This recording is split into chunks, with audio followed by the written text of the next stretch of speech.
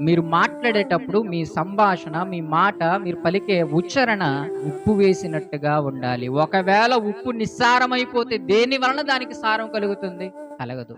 అది ఎందుకు పనికిరాదు? భూమికైనను, ఎరువుకైనను పనికిరాదు గనుక అది బయట పారవేయబడతది అనేటువంటి మాట, మనుషుల చేత త్రొక్కబడతది అనేటువంటి మాట వ్రాయబడింది. గనక అనవసరంగా మనం మాట్లాడమనుకోండి, మన మాట ఏమవుతదంటే, కాబట్టి మనుషుల చేత త్రొక్కబడతది. అంటే విలువ ఉండదు, వాల్యూ ఉండదు నీ మాటకు అనవసరంగా మాట్లాడదు. గనుక అవసరమును బట్టి క్షేమాభివృద్ధికరమైనటువంటి మాటలే మాట్లాడాలి. వినువారికి మేలు కలిగేటట్టుగానే మనం మాట్లాడాలి. యేసుక్రీస్తు ప్రభువారు మాట్లాడుతున్నప్పుడు ఏమంటే ఆశ్చర్యపడిపోయారు. ఎందుకు? దయగలిగినటువంటి మాటలు మాట్లాడాడు గనుక. ఈయన మాట్లాడుతున్నటువంటి మాటల్లో మాత్రం దయ ఉంది, కృపా సహితం కలిగినటువంటి మాట ఉంది. ఏమంటే ఆయన మాట్లాడుతున్నటువంటి మాటలో ఉప్పు వేసినట్టుగా ఉంది. ఆయన మాట్లాడుతున్నటువంటి మాటలో వినేవారికి మేలు కలిగేటట్టుగా ఉంది. క్షేమాభివృద్ధికరమైనటువంటి మాటలు మాట్లాడుతున్నాడు.